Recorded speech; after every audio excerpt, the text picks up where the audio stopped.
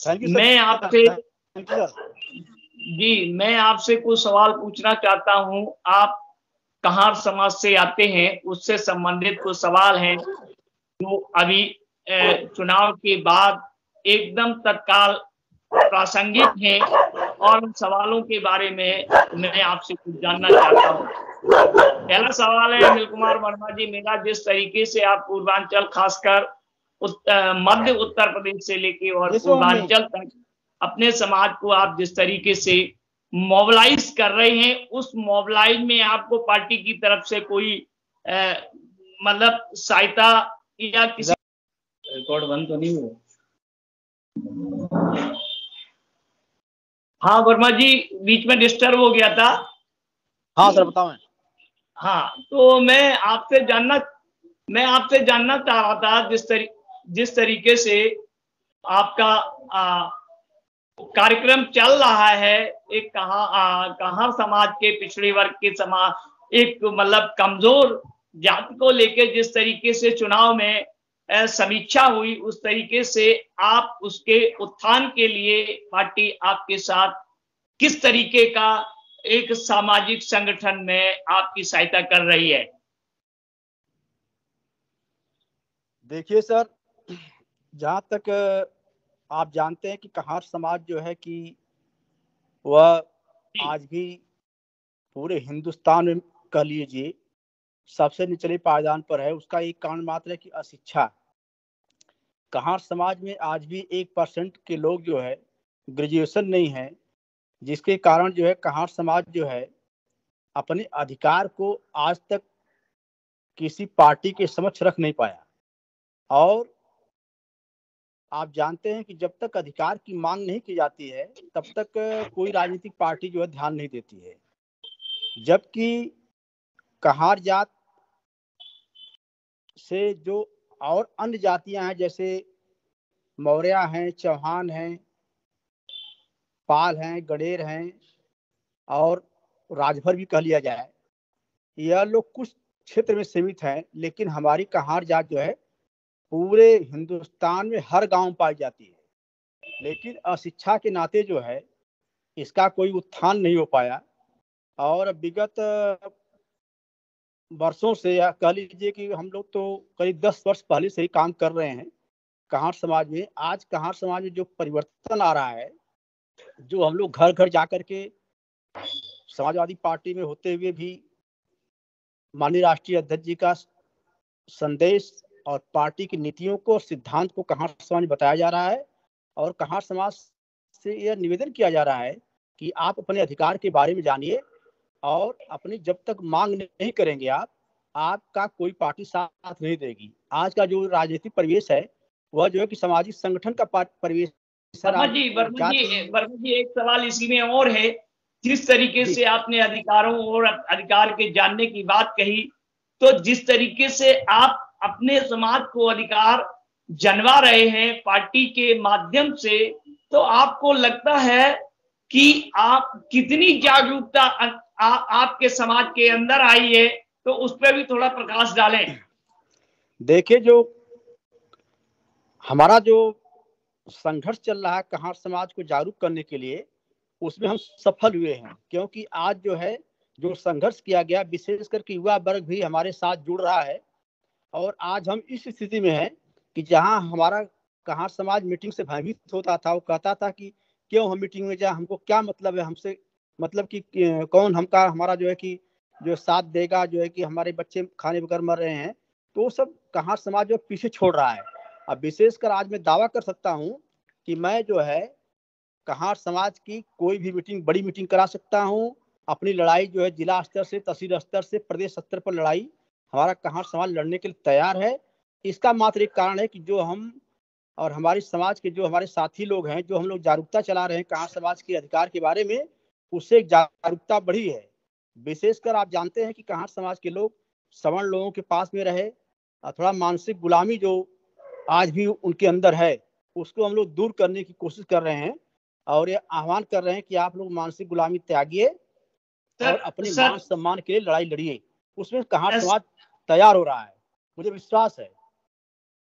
Sir एक सवाल है इसमें जिस तरीके से अपने मान सम्मान की और सत्ता में भागीदारी की आप बात कर रहे हैं, आपने अपनी पार्टी के अंदर अपने हाई कमान से ये बात कही है या आपने मांग की है कि हमको चाहे वो विधानसभा हो, विधान परिषद हो, लोकसभा हो, उसमें हमें सत्ता में हिस्सेदारी दीजिए, ये आपने मांग की है हाईकमान से?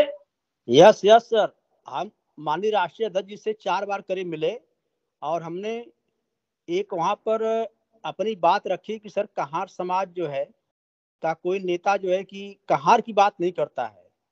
अन्य लोग करते हैं, जैसे मल्लाह की बात करते हैं, धीवर बिंद लोग करते हैं, लेकिन कहार के नाम से जो जात है, मेन मूल जात कहार है, उसके नाम से कोई बात नहीं करता है।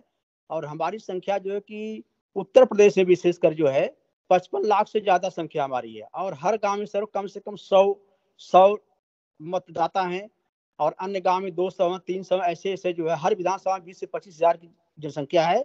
उसका बायोडाटा हमने माननीय राष्ट्रीय अध्यक्ष जी को दिया और उनको दिखाया गया कि देखिए 10 साल पहले का बायोडाटा है और आपकी पार्टी में कहार समाज को प्रतिनिधि नहीं मिला और न तो राष्ट्रीय स्तर पर जो है कि कमेटी में रखा गया, न प्रदेश स्तर पर जो है कि राज्य की कमेटी में रखा, मेन बॉडी में नहीं रखा गया। उसमें हमारी पार्टी का दोष नहीं है, दोष यह है, दोष हम लोगों का है कि हम लोग जो संगठित नहीं थे, हम लोग मांग कर रहे थे, हमारे राष्ट्रीय अध्यक्ष जी ने आश्वासन दिया है। जी वर्मा जी, एक सवाल और है। भारतीय जनता पार्टी कहती है जितने हमने पिछड़े वर्ग की कमजोर जातियां हैं उनका मैंने बहुत उत्थान किया है, तो उसमें क्या आपके समाज का भी भारतीय जनता पार्टी ने उत्थान किया है? इस पर प्रकाश डालिए, किया है या नहीं किया है? देखिए, जहां तक भारतीय जनता पार्टी का मामला है तो हम क्या कहें, आप गोपनीय सर्वे करा सकते हैं कि जमीनी स्तर पर कोई उत्थान नहीं हुआ है। यह जो है कि मेन मुद्दे से कभी बेरोजगारी की बात नहीं करते, कभी शिक्षा सस्ती की बात नहीं करते, कभी स्वास्थ्य सस्ता की बात नहीं करते हैं, जमीनी स्तर पर सबको लाभ मिले उसकी बात नहीं करते हैं। ये भावनाओं से खेल रहे हैं। और हमारे माननीय प्रधानमंत्री जी तो कहते हैं कि मैं ओबीसी का हूं, लेकिन आप जानते हैं कि उन्होंने ओबीसी के नाम पर कभी भी संघर्ष नहीं किया और न तो ओबीसी की लड़ाई वो लड़ रहे हैं। तमाम जो है कि जैसे आरक्षण की बात है, जिस प्रकार से ओबीसी के आरक्षण की चोरी की जा रही, खुलेआम अंदर से नियुक्ति की जा रही है, उस पर जो है कि कभी कोई चर्चा नहीं होती है। तो ये भारतीय जनता पार्टी का कहना नहीं। सर एक सवाल और है, क्या इसी सवाल से जुड़ा हुआ है, क्या आप जातिगत जनगणना का समर्थन करते हैं? जबकि भारतीय जनता पार्टी जो है वो ओबीसी को अपना हितैषी मानती, ओबीसी का हितैषी मानती है, लेकिन भारतीय जनता पार्टी ने जातिगत जनगणना के मुद्दे पर बिल्कुल चुप्पी साध रखी है। तो आपको लगता है कि वो एक तरफ जातिगत जनगणना नहीं चाहते हैं और दूसरी तरफ ये भी कहते हैं कि हम ओबीसी वर्ग के हितैषी हैं? ये कहां तक तर्क संगत है? देखिए, जहां तक जाति गणना की बात है तो जाति गणना तो ये हमारा संवैधानिक अधिकार है, जाति गणना होनी चाहिए। जैसा कि आप को मैं बताया भी था पर्सनल रूप से, मैं 2021 में जो है कि मैं जब बार का प्रेसिडेंट था तो मैंने जो है बार के माध्यम से मीटिंग बुला करके एक फ्लैग मार्च कराया था अपने बार में और सरकार से 2021 में ही मांग किया था कि जाति गणना कराई जाए। और मेरा मत है कि इस मुद्दे पर, जाति गणना के मुद्दे पर, चाहे वो किसी पार्टी में ओबीसी के लोग हो, एससी के लोग हो, एसटी के लोग हैं, सब लोग चाहते हैं कि नहीं, जाति गणना होना जरूरी है। जब तक जाति गणना जरूरी नहीं होगी तब तक सबको भागीदारी नहीं मिलेगी, सबको हक नहीं मिलेगा। मात्र कुछ लोग जो है, जो 3% 4% लोग हैं, वो आज 80% पर काबिज हैं। इसको गैर जो कि गैर बराबरी का जो दर्जा देने के लिए जाति गणना बहुत आवश्यक है।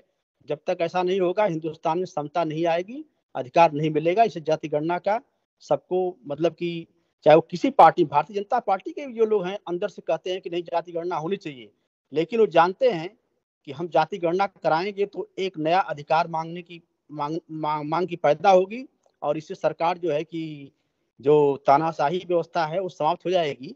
इसलिए वो डर रहे हैं कि कहीं ये जो है कि लोग अपने अधिकार की मांग सर एक सवाल और है, कुछ ऐसी खबरें आ रही हैं जिस तरीके से ये कहा रहा है कि कहार समाज और निषाद समाज एक ही समुदाय में आते हैं या उनसे जुड़े हुए जैसे मल्ला है, इस तरीके के वो एक ही कम्युनिटी में बताए जाते हैं, तो इसे ये कहाँ तक सही है या कहाँ तक गलत है कि ये एक ही समुदाय है, ये अलग अलग समुदाय है?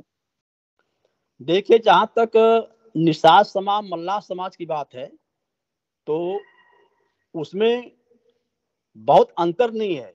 जो इतिहास है हमारा उसके अनुसार हम चंद्रवंशी हैं, हमारा इतिहास है जरासंध से है, कश्यप ऋषि से है और गोड़वाने लैंड से है, लेकिन हमारे इतिहास को तोड़ मड़ोड़ करके छिन्न भिन्न कर दिया गया। और उसमें रही बात तो बहुत अंतर नहीं है, क्योंकि अज्ञानता थी, हमारे समाज के लोग पढ़े लिखे नहीं थे, इसलिए भिन्न भिन्न नामों से जाने जाते हैं। हाँ, उसमें है कि जैसे बिंद मल्लाल के लोग हैं, उनमें राजनीतिक चेतना बहुत पहले आ गई, इसलिए वो अपना गुट बना करके अपनी मांग को जारी रखे हुए हैं। और कहार समाज भी अब जागरूक हो गया है। हम चाहते हैं कि कहार समाज को भी, जो मूल जात है कहार समाज, जो हमेशा गांव में रहती है, श्रवण लोगों के पास रहती है, उसका कोई प्रतिनिधि नहीं है और इसलिए अधिकार उसको मिलना चाहिए। हमारी ये मांग है, हम विशेष अंतर नहीं मानते हैं जी।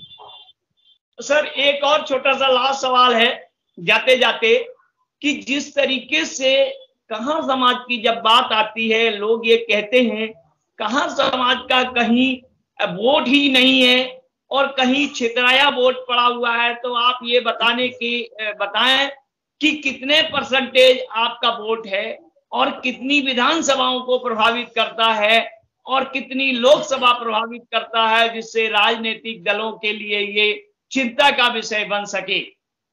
देखिए, आप जैसा जानते हैं कि आज का जो चुनाव हो रहा है पूरे भारत में और विधानसभा में, उसमें 10,000, 5,000, 2,000, 15,000 का जीत का लीडिंग हो रही है। और मैं बता दूं आपसे कि जो बाई डाटा हमें प्राप्त हुआ है, कहार के नाम पर 3% जनसंख्या हमारी है, 3%, लेकिन इसको जानबूझकर छिपाया जाता है। अगर उसमें बिंद मल्ला, केवट और जो है कि तमाम जैसे लोग खरवाल लिखते अलग से हैं, गोंड लिखते हैं, इनको जोड़ लिया जाए तो हम 5% से नीचे नहीं हैं। और हर विधानसभा में केवल कहार की मैं बता रहा हूँ 25 से 30,000, कम से कम 15,000, हर लोकसभा में कम से कम 1 लाख। अगर सबको मिला लिया जाए, पूरी कम्युनिटी को मिला लिया जाए तो 2.5 से 3 लाख होता है, 20,000 से 25,000 से होता है। लेकिन अज्ञानता के नाते कहार समाज जो है लाइट में नहीं आ पाया, अपनी संख्या नहीं बता पाया, इसलिए लोग कहते हैं छिन्न भिन्न है। तो छिन्न भिन्न तो था, लेकिन जो अब जागरूकता आ गई है, कहार समाज के पढ़े लिखे लोग अब अधिकार को अपनी जान गए हैं और आने वाले भविष्य में एकजुट होकर के जो है, जो पार्टी कहार समाज को प्रतिनिधित्व देगी, जो लड़ाई लड़ेगी संविधान के अनुसार, उसका स्वागत करेगी, उसको मतदान करेगी। पिछले लोकसभा विधानसभा में ऐसा हुआ है। चलिए सर, धन्यवाद आप।